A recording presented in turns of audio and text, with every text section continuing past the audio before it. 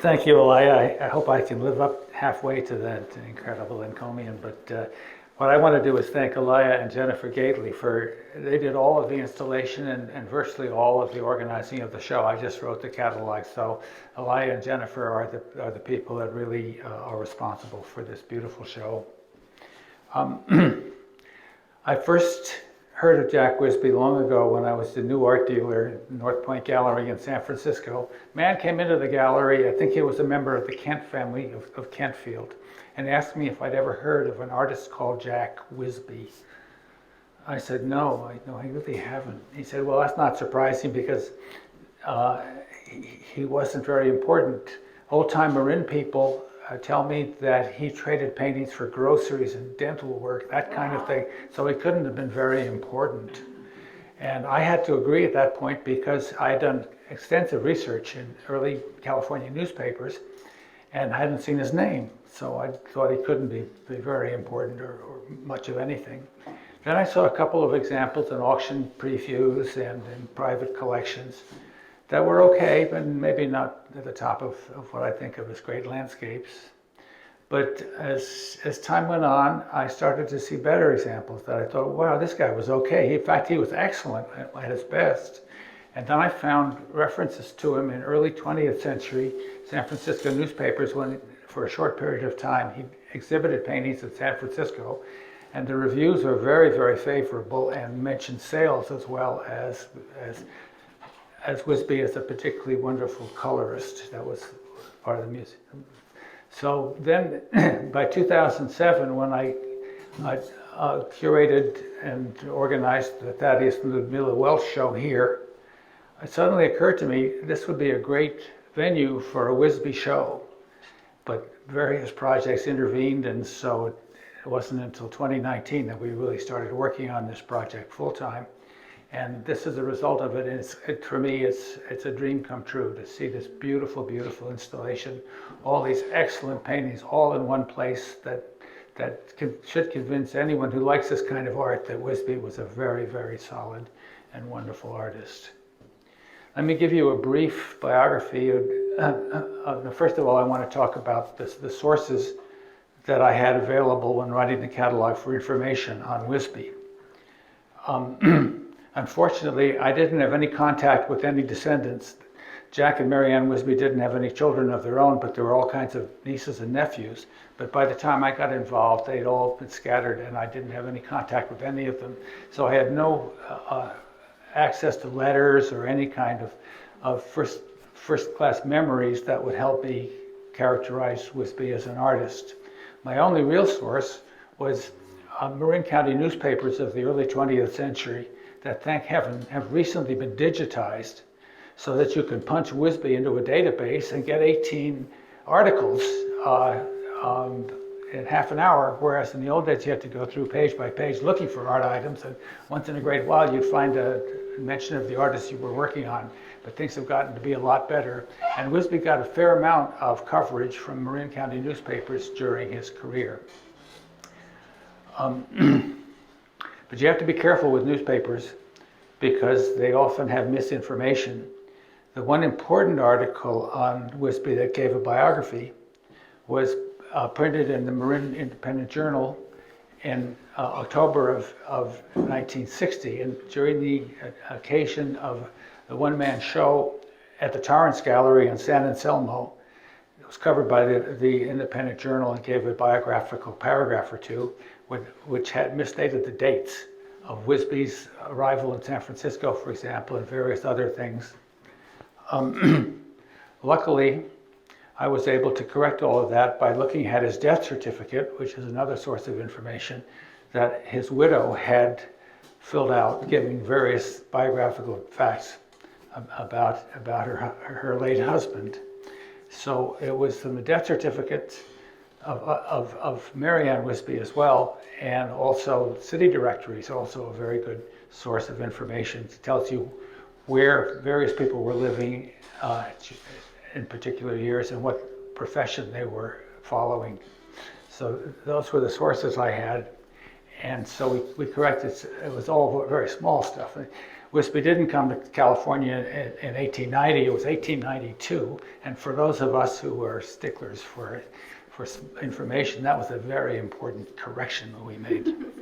In any case, it was a very fun project. And so let me give you a short biography of Wisby.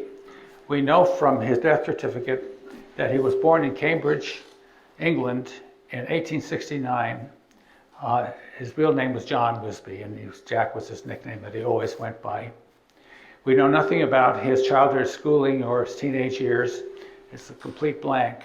We do know that he immigrated to America in 1890 when he was 21 years old and came to San Francisco in 1892, where he got a job working for a wholesale jeweler called Phelps and Miller for a while, and then it was Phelps and Adams.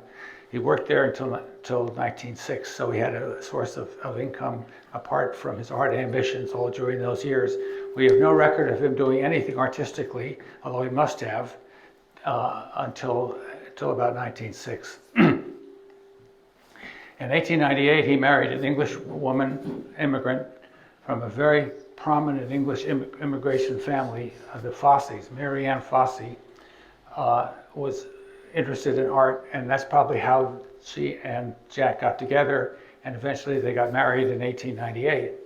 There was no coverage in the newspaper of their marriage except for one line under marriage licenses,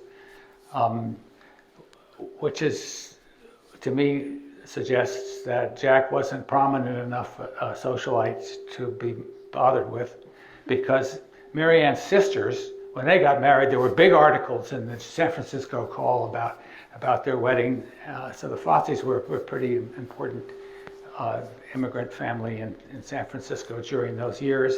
And the reason I stress that is I think that Mary Anne has some money of her own that kept Jack floating when he became a full-time artist for quite a while. So maybe that anecdote about groceries is wrong. But in any case,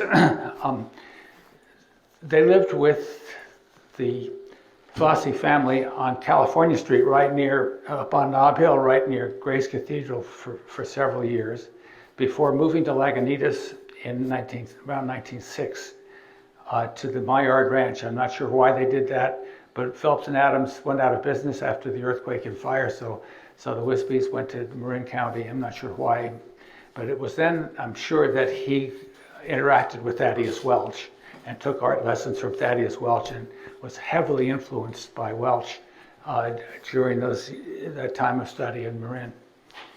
In 1908, they moved back to Berkeley, following the path of Mary Anne Wisby's favorite sister, Lizzie Glasson, and her husband, Jack, who had moved to Ashby Avenue in Berkeley before the Wisbys. So the Wisbys moved to Berkeley to be near their best friends. And Berkeley in 1908, believe it or not, had ambitions to become a Bay Area art center. And the very short-lived Berkeley Art Association gave art exhibitions every year that Jack participated in, showing Marin County landscapes. Then in around 1910 or 11, the Wisbys moved back to San Francisco, and Jack went to work for Shreve and Company, the jewelers, as an engraver. And he would have known a lot of the Shreve people from having worked at Phelps and Adams, because the Shreve was a client of Phelps and Adams. So anyway, for a while there, around 1910, Jack worked as an engraver. I don't know how he learned that profession, but that would have been useful in sharpening his skills as a draftsman. Then in circa 1913 or 14, he moved to Bolinas, following, once again, the Glassons. The Glassons had discovered Bolinas when they were on a schooner offshore. They saw the Bolinas headlands, and it reminded them of the White Cliffs of Dover. So the Glassons tried to figure out what this wonderful little village was, and they loved it. So they got the Wisbys interested, and they all moved here. And in 1915, Jack and Mary Anne bought a lot, and Elizabeth Glasson bought a lot, and that makes me think that there was a lot of Fossey money there that helped both families survive without having to work too hard. Anyway, they built houses on top of the Little Mesa that we'll see in the painting in a few minutes. Then Then Jack became a full-time artist of Marin scenes. He had exhibited paintings in San Francisco galleries from about 1908 to 1911 that got very positive reviews, as I mentioned a minute ago. But for some reason, after he moved to Marin County, he would have nothing to do with San Francisco art galleries. I think part of the reason was that at one point he sold a painting to a San Francisco art dealer, and you know what they're like, a San Francisco art dealer for $40, and then found out that the dealer had turned it over to a collector for $800. That's enough to make you a little bit turned off when it comes to. And the same thing had happened to Welch basically too, earlier in a case that went to court and had been very, but Welch kept exhibiting in San Francisco galleries. And Wisby wouldn't even exhibit at the Bohemian Club, even though his brother-in-law, Harry Fossey, was a major contributor to the Bohemian Club. And the Bohemian Club was a very profitable source for Thaddeus Welch. I think Wisby just said, Marin County is going to be my entire life. I'm not going to do anything outside of Marin County, including selling my paintings. And at one point, the city of Carmel, or the art community in Carmel, offered Wisby a free lot to move there and be part of their burgeoning art community. And Jack said, no thanks, Marin County is enough to occupy me my entire life. So I think that's why he avoided San Francisco galleries. Anyway, all through the 1920s, he exhibited paintings of various, had shows in San Rafael in 1921 and 22, and then in San Anselmo, in Belvedere, in Novato.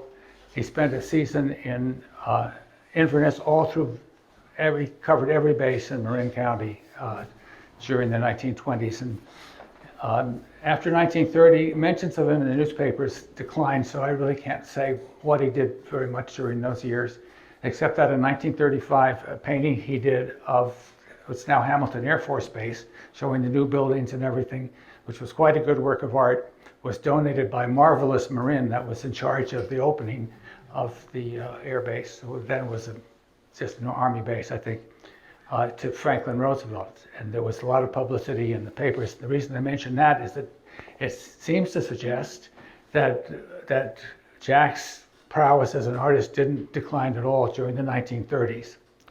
His death certificate in 1938 said that in 1938 he stopped painting because he had a kidney ailment and heart disease, and then in early 1940 he died, and his death was greeted by very minor obituaries in a couple of Marin County newspapers, and that was all. So quite a life. Where does Wisby fit into the broad scheme of American art history? Well, his most influential mentor was Thaddeus Welch. So let me talk about Welch a little bit. It gives you a bit of a background. Welch had an interesting life. He crossed the plains as a child, grew up in Portland, Oregon, where his father was a farmer. He learned how to be a printer, but had an ambition to be an artist. He moved to San Francisco in 1868, studied art with William Keith, then participated in San Francisco art events. His talent came to the attention of a very wealthy lady who sent him to Munich for several years of study there, where he was quite successful, became a close friend of John Twachtman and other American art students who would later on become important American painters. Then Welch went to Paris for a couple of years. Painting's good enough to be in the Salon. Came back to the East, lived in Boston, and then had a season in San Jose, painted panoramas in Chicago and Australia. Returned to Marin County in the 1890s, where he found himself building a little shack for himself on steep ravine in the hills near Bolinas. This was a little shack that he had where he lived. And living out there close to nature reinforces an idea that I had that Welch was very sympathetic to the cultural movement in the 19th century that disdained post-industrial revolution, urban life, what Matthew Arnold called the strange disease of modern life with its sick hurry. Well, when he was in Munich, an important Welch painting was sent to Boston for sale. It depicted a Bavarian farmhouse with the title Rustic Simplicity. And when Welch was painting in Marin County, he painted his own shack living near nature, away from the sick hurry of urban life. And he also painted farmsteads in Marin County that had some of the same values. Living close to nature was seen as healthy and an antidote to the post-industrial civilization that he thought was corrupt. So that had a big influence on Wisby, because Wisby, as we can look around and see, Wisby painted farmsteads that were close to nature and were examples of rustic simplicity. So that part of Welch's career certainly washed over into Wisby's. Another thing that Welch didn't do was jump on the bandwagon of Barbizon or Impressionist movements, both of them French movements. The Barbizon movement in the 1890s particularly was very, very popular in America, and painters like William Keith, for example, whose late dark paintings are very, very derivative of famous Barbizon works, got wealthy painting these dark paintings. Believe it or not, you can't give them away today, but they were very, very popular back then. And George Innes and other painters, mainstream painters, painted Barbizon paintings, but Welch didn't go near that, and so Wisby didn't either. Although there are elements of Barbizon style in some of the paintings. When you have grazing cows, for example, that's something that the Barbizon painters did. Pools of water in the foreground, that's another Barbizon characteristic. The other French movement that they totally ignored was the French Impressionist movement, which in California took place around 1905 and on, when painters like John Gamble painted so-called poppy paintings, springtime fields of poppies. They were very, very popular. Other painters like Granville Redmond and William Jackson jumped on the bandwagon. There's not one poppy in the whole of Thaddeus Welch or Jack Wisby's painting. So they avoided those movements as well. Another strong influence on Wisby was his English background. When he was living in San Rafael, starting around 1921, he would serve afternoon tea every afternoon. Although he'd been in California for 30 years, he never outgrew that idea.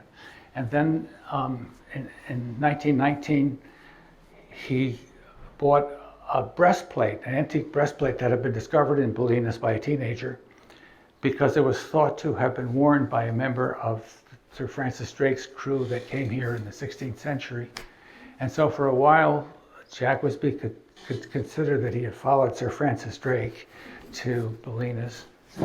And then, of course, all his friends were basically English, his in-laws, and the Reverend Ernest Bradley, who had a house in Bolinas, although he was a clergyman in San Rafael, and Gertrude Southworth was an Englishwoman. There were a lot of English influences in Bolinas, plus Brighton Avenue, Brighton Beach. Brighton, of course, is a city in the southern coast of England. There was a lot of English kind of flavor here. I think that's what really also attracted the Glassons and the Wisbys to stay here for also the beauty of the place. So the other big English might have also kept Wisby from jumping on the French Barbizon and Impressionist bandwagons. He might have been thinking more of following the example of John Constable, a wonderful late 18th, early 19th century English painter who was the first painter in art history to paint back his neighborhood with humble cottages, for example, included in John Constable paintings that were very realistic, and so that might have been part of the English influence on Wisby's style.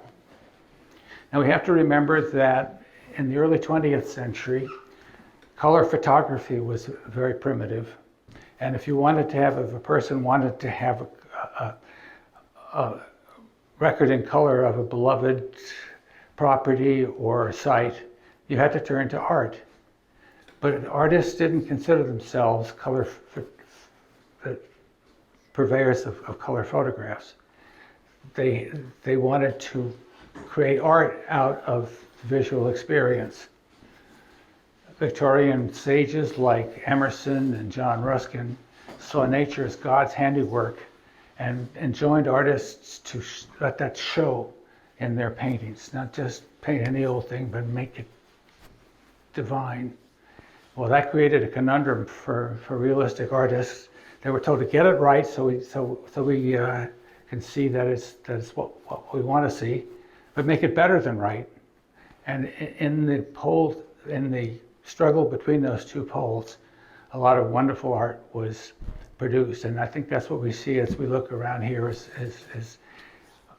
as nature that's been embellished, but not in such a way as it's totally unbelievable as real. You wanted to maintain the believability of an image because it was felt, and I certainly agree with this, that when I'm reading a novel, if I think that it's right, that it's happening, then I get much more emotionally involved than I do if I think it's all nonsense. And so your artistic embellishment had to be within the realm of credibility, rather than so stylized that it seemed. And of course, the modern movement went completely berserk away from those ideas, but that was what was happening. Also, very influential was Whistler's admonition to artists that nature is always wrong, which was the thing people remembered from his very famous 10 o'clock lecture. What Whistler was saying is that you've got to improve on nature to create art. It's up to the artist to make art out of nature, not just to copy what you see in front of you.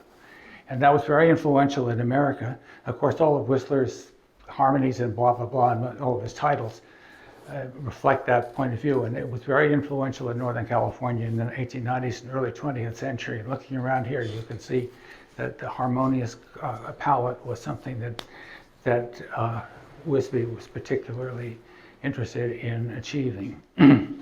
Also, your composition ought to have a sense of order or balance one way or another, or contrast anyway.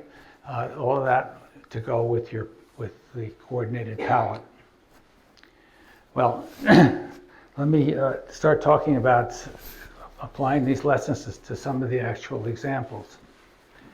This nice little painting of Bulltail Ranch has a lot of what I'm talking about here, with especially in the color and the color coordination. With this reproduction is a little bit too bright in terms of the colors, but basically what I'm telling you is can be seen in the original, which is a little painting over in the other corner there. The riverbank here is darker orange, and there's a little bit of that here. That blends with these wonderful velvety light orange hillsides. The trees are all in this kind of mist that decreases the greenness of them and puts them in the same basic key. I like to use a musical metaphor than the other parts of the painting. And of course, the sky is an extension of this mist. And another thing that Wisby learned from Welch was to do away with blue skies. They're all like this. If you look around, all the skies are kind of misty and hazy. There's a little bit of blue here and there, but mostly not, because he wanted to coordinate the sky here with a stream bed, which is a balance to the sky in terms of the light-colored smooth expanse. If you look at the composition, we have a V. The riverbed comes up, the hillsides go down. These two elements kind of balance each other. And then what doesn't balance anything is this crazy chaos of the riverbank. Now, Wisby didn't need to paint from this point of view. He could have painted from up here and done away with this roughness. But it's there for a purpose, I think. I think Wisby saw the rough riverbank as a foil that makes the little cottage tucked into the valley more peaceful. It emphasizes the peacefulness of the peaceful part. And also the broken forms would have been thought of as picturesque in a special sense of the word that was evolved in England in the 19th century. Picturesque forms were rough boulders piled on top of each other, or snags, dead trees with a kind of a crazy outline in front of the sky.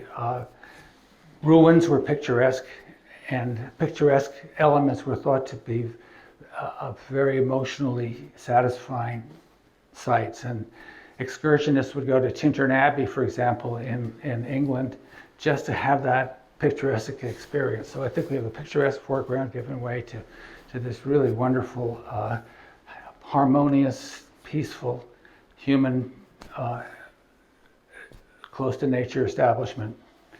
And I think he's quite successful in creating that. This was a celebration of this life, in addition to being just a record of a wonderful little Marin County farm. Now, Elia, could you hold the photograph up? I want to compare this Big Rock Ridge painting of Wisby's to a photograph of the same scene from Lucas Valley Road, taken 100 years later, to show how there's a certain amount of artistic license in the Wisby painting. If you look at it, then obviously the Wisby has painted this like a mountain. He's exaggerated these two peaks a little bit to make the center of the mountain in the center of the painting, and then it's sloping down, etc., which you hardly see at all in the photograph. Also, the palette is unified here. We have nothing but pink and orange tones here, and even the trees have a little bit of that in the shadows. It all fits together in a harmonious pattern, whereas in the photograph, we have all kinds of different splashes of green here and there. It's beautiful too, but not exactly the same as the work of art of that period, of that time. There's no blue sky either in Wisby's painting. The Lucas Valley Road might have been considered a somewhat nostalgic throwback to the pioneer days in Wisby's time. And what it does is it leads the eye into the composition, and the open foreground is a little bit of a Frenchified Barbizon characteristic, along with the road going into the foreground. But the mountains are particularly un-Barbizon-y because there was no mountain anywhere near Barbizon, so you wouldn't have had mountains. What I like also about the painting is that what I call the muscular rhythm of these hillsides, I kind of see a bicep here, is visible in the painting and not in the photograph. Then you see the green foliage going up almost to the ridge line in the photograph, and you can say, well, maybe that all grew in the 100 years between the painting and the photograph. But if you look carefully up here, you see a lot of foliage, but it's all painted over with warm tones so that you don't really see it, so it doesn't disturb the unity of the composition. So that's the difference between the photograph and the painting. Now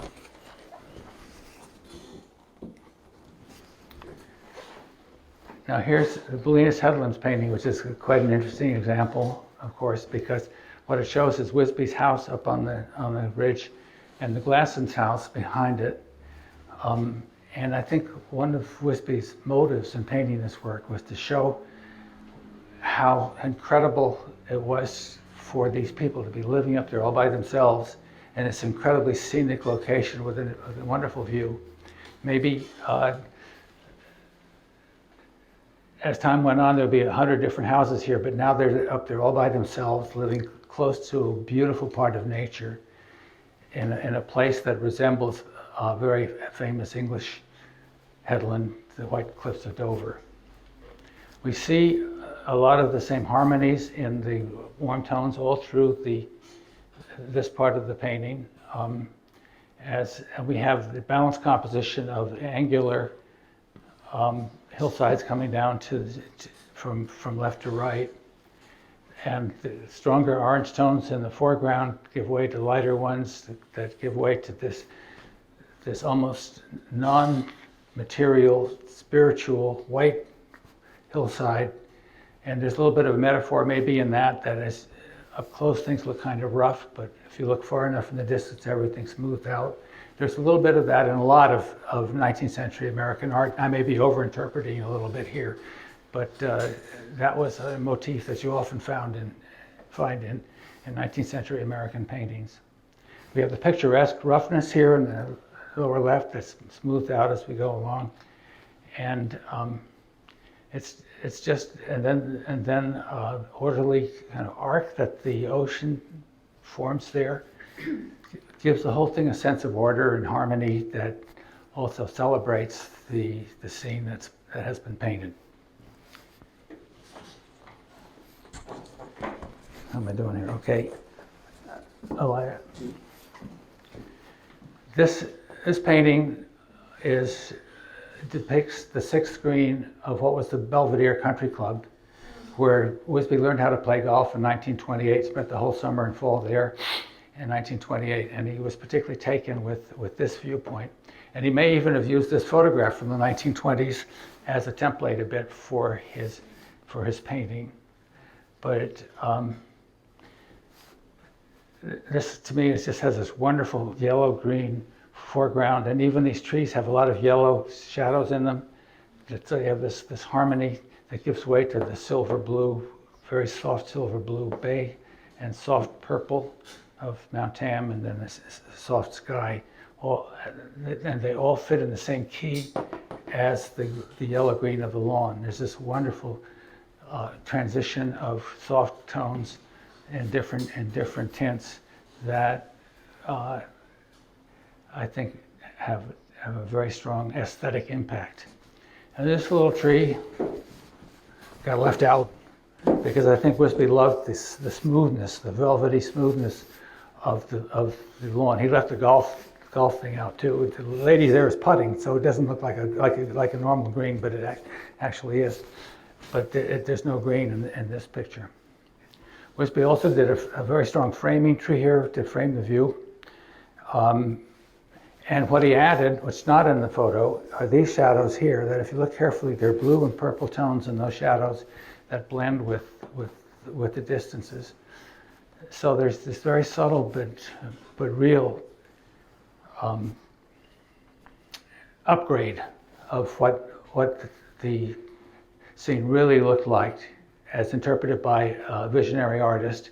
It changes, but not in such a way that unless you're writing labels in an art gallery trying to sell something, you don't verbalize it, it's just there, and you respond emotionally to it without having to do all of this exegesis.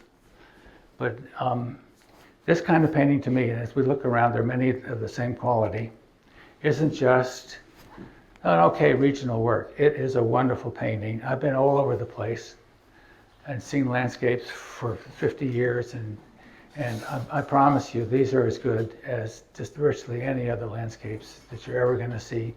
And they're particularly fun for us, of course, because they're California scenes. And it's so irritating that no Wisby painting has ever been in a major museum, ever. Except for ours. They are now. Except for the major museum in Bolinas, that's right. But and now it's particularly discouraging because things aren't the same as they used to be in the reappreciation of early California art. The Oakland Museum used to be a leader in this rediscovery and did show after show from the 1960s to about 2000 of early California artists like Thomas Hill and William Hahn and a lot of other ones, and then also exhibited their historical collection correctly, kind of chronologically. That all was changed about 15 years ago when Harvard Jones retired, and now it's just a chaotic mixture of new and old paintings. And last time I was there, no Thomas Hill paintings were out in the art gallery. They were all of the natural sciences as illustrations of Yosemite rather than as wonderful artistic interpretations of a beautiful site. So that's been very, very discouraging to those of us who spent their lives passionately trying to get people to pay attention to this art because the artist Wisby never went to Europe, and I don't think he ever left Marin County after about 1915. I have no record of that. He certainly didn't go to London or New York, because that would have been mentioned in the papers. He stayed in Marin County, and that didn't help his local reputation even then. And now it just kills it. What this guy, this Marin County artist, can't be really important or anything or any good. But it's wrong. It's wrong to think that, because artists' work should be valued. And we have a curator in San Francisco who thinks that works of art that sell for less than $20,000 at auction aren't museum quality. And this came up when a sculpture was when the De Young deaccessioned the sculpture a few years ago, and it sold for $22,000 over an estimate of $2,000 to $3,000. The curator, when asked with this wise deaccession, said, "Well, it only sold for $20,000. That can't be museum worthy." And so, when you think of the $100 million paintings that I don't consider museum worthy, and the $2,000 paintings like these here, probably a lot of them aren't worth a lot more than that. That should be in museums. That's something that I hope the culture will wake up again sometime, the way it did in the 1960s, when artists like Frederick Church and Albert Bierstadt, who had been totally forgotten in what I call the Dark Ages, from about 1910 to 1965, were rehabilitated, and who once had big worldwide reputations and suddenly were taken seriously again. And even now their paintings sell in the millions of dollars. Maybe not at the same level as de Kooning, of course. God, no, they can't be as good as de Kooning. But anyway, it's particularly discouraging to see Stanford, for example, and St. Mary's College losing interest in early California art, because they haven't done anything now in several years, whereas they used to do it all the time. So this kind of art basically is invisible, and we see the drop in value that's accompanied that. This is a Thaddeus Welch painting that I bought in 2002, and it's actually not a very different composition from this. You can see Wisby and Welch. Wisby was pretty well. This is Welch, this is Wisby, and there is a difference. I mean, Wisby is much more in the same key, same tone all through it. Welch has a lot more variety of tone. I'm not making a value judgment, but in any case, this painting I bought for $25,000 in 2002, and it was dirty. I needed to clean it, so my real cost was like $28,000. I sold it to a New York collector for twice that. And then recently he started to deaccession, to lighten up on his possessions, and he consigned this painting, it's 20 by 36 inches, to Christie's. And can I tell this part, because this is really important? Sally Robertson, who is the chair of our collection committee, Nick Monsma brought this to our attention. We sent a picture to Alfred to ask him what he thought of it, and he told us this story and said what a fine example. It was the best one I'd ever seen. Yes. And so that buoyed, because we have a little fund for buying art, and Sally, you set it up, you did the bidding. I did the bidding online. We had the last bid that our Could you stand up and tell them what you're saying? Well, we had, our committee set a cap of what we could spend on this piece.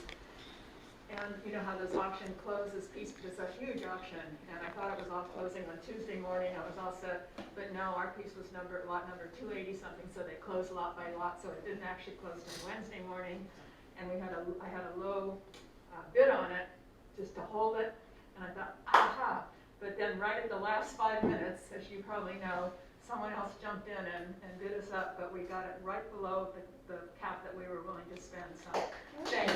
And let me, can I I? just want to thank Sally, because this was a big effort on her part. She she really had to run on it because Jen was gone and all this was going, and so this is, you're going to see the original here in soon. So it's going to be here, and the cost of the museum was a third of what I paid for it, something like that. No, this to me is bittersweet because I've sold paintings to friends at prices that are way higher than what they're worth now, and that certainly isn't something that makes me feel comfortable.